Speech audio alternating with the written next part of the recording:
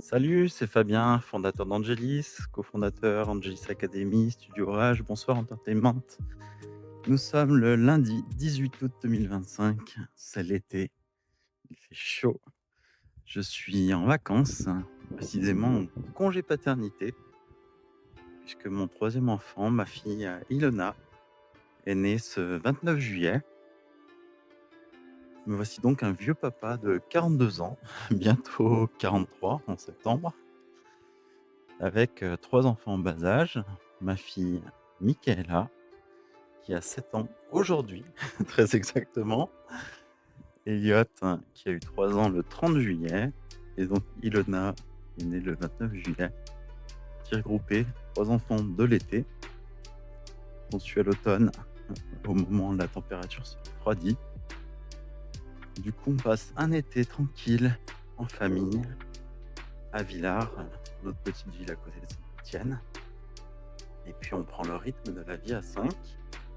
On avait aussi pas mal de travaux d'aménagement de la maison à terminer, donc on y a mis un grand coup sur le mois de juillet, avec l'aide de mon papa et puis d'artisans spécialisés, artisans qui ont fait les enduits et bandes à joints, puis d'autres qui ont fait la pousse du sol sur l'étage du bas, qui nous a permis de terminer les 2 chambres des grands, qui ont libéré leur chambre commune à l'étage pour la petite sœur.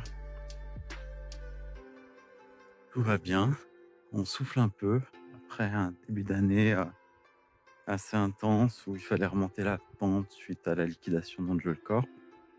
Et puis poursuivre l'activité de conseil sur Angelis, qui tourne plutôt bien, et faire les efforts nécessaires pour lancer les autres activités. Relancer Angelis Academy, entreprise créée en 2024, mais pour laquelle on n'avait pas pu encore faire tous les efforts nécessaires. Et puis, idem pour Bonsoir Entertainment, dont je parlerai dans une prochaine vidéo. Et puis pour Studio Rage, qui a été créé au mois de mai. Je profite de ces vacances pour, premièrement, passer du temps en famille. C'est le plus important, c'est le but aussi du congé paternité. Élever une famille, c'est un travail d'équipe avec mon épouse. Et donc, c'est bien qu'on puisse s'organiser pour s'occuper de la petite dernière et des 2 aînés.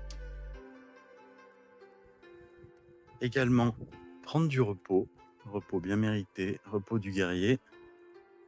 Et puis faire du sport, du temps pour ça, des marches, et puis j'ai repris la musculation pour remuscler les abdos, le torse, les pecs. Voilà, histoire de se resculpter un petit peu, puisque quand on a 40 ans passés, qu'on a une activité plutôt intellectuelle, sédentaire, on a tendance à s'empâter un peu. Et donc c'est vital pour la santé physique et la santé mentale de prévoir des bons créneaux de sport dans l'emploi du temps. J'ai signé une attestation pour, sur l'honneur pour confirmer la mise en pause de mes activités professionnelles, de la naissance pour 25 jours. Les congés paternité sont passés à 25 jours en 2021. Du coup, ça permet d'en bénéficier à plein, comme ça tombe sur l'été, sur le mois d'août. Et donc, je lève le pied, je ne travaille pas jusqu'au 23 août, qui est un samedi, donc on prolonge jusqu'à la rentrée qui sera le 25 août. Ça n'empêche pas de tourner une petite vidéo, de poster de temps en temps sur LinkedIn, puisque tout ça est aussi du plaisir, c'est un hobby. Je crois que ça doit faire à peu près 2 mois que j'avais pas tourné de vidéo. La dernière doit remonter du 19 juin, la journée intelligence artificielle à Saint-Étienne. Et ensuite, sur juin-juillet, comme je vous disais, il a fallu mettre un grand coup dans les travaux, plus tous les autres dossiers sur le feu, des formations à donner, des dossiers à terminer. Donc voilà, j'ai pas eu le temps, ou j'ai pas pris le temps tout simplement de tourner ces petites vidéos. Ma chaîne YouTube fête ses 2 ans. J'ai un peu plus d'une 60aine de vidéos publiées, la plupart étant sur ma vie d'entrepreneur. je raconte ma vie un peu en mode journal intime et puis j'essaie de vous partager, quelques perles de sagesse. D'autres vidéos sur des thématiques particulières, d'entrepreneuriat, développement personnel et puis sur les voyages, notamment 2023, il y avait le voyage au Japon, printemps 2024, le voyage aux Philippines. Là, 2025, ça va être une année plutôt calme en voyage puisque, voilà, c'est une année plus orientée, naissance bébé, temps en famille. Là, je rentre, de chez la nounou qui a repris le travail, où j'ai posé mon fils, Elliot. Il lui reste 2 semaines de nounou avant d'attaquer l'école maternelle et du coup, on l'a eu tout l'été, sur le mois de juillet, pendant que sa sœur était chez sa mamie, il était qu'avec nous avant la naissance. Ça nous a permis vraiment de lui consacrer du temps et de lui dire qu'on l'aimait, qu'il avait une petite sœur qui l'arrivait, mais que, voilà, faudrait lui faire un petit peu de place, mais que ça allait pas le remplacer. Et puis, là, aujourd'hui, comme c'est l'anniversaire de notre aîné, et ben, ça va permettre de lui accorder beaucoup plus de temps en direct. On s'est prévu un petit programme de balades, de jeux vidéo notamment, elle aime beaucoup. On a des jeux qu'on aime, explorer ensemble. Un déjeuner, avec, mon épouse et nos 2 filles à midi et puis on récupérera Elliot, en fin d'après-midi. Je viens de monter une côte, je transpire un petit peu. Il est 9 heures du matin, 9:30 peut-être déjà et le soleil commence à taper fort. Nous sommes dans un été de canicule où il y a eu une première vague de chaleur, au mois de juillet. Ça s'est un petit peu calmé et là, nous sommes dans une nouvelle vague de chaleur avec des villes, notamment dans le sud de la France où la température monte à au-dessus de 40, 42, 43 et le pire, c'est qu'elle ne redescende pas la nuit en dessous de 30. Donc une sensation de chaleur permanente. Voilà pour les effets du réchauffement climatique. Il va falloir s'adapter, s'habituer, essayer de ralentir sur certains points. Forcément, quand on se projette dans les décennies à venir, on se demande à quoi va ressembler le monde déjà en 2030, 2040, 2050, puis au-delà jusqu'en 2100. Ma fille Ilona est née en 2025, elle aura donc 25 ans en 2050 et 75 ans en 2100, si Dieu le veut.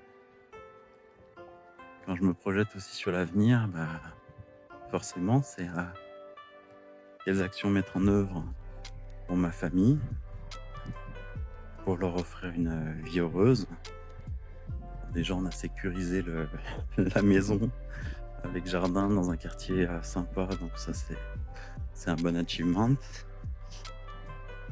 Donc, comme ma fille a 7 ans, si je vise les 18 ans pour les études supérieures, en gros, il reste 11 ans pour voilà, les faire grandir, leur offrir une bonne éducation, mettre un peu d'argent de côté, ou faire les bons investissements en vue des études supérieures, qui généralement sont assez coûteuses, même si en France, c'est bien moindre que dans beaucoup de pays.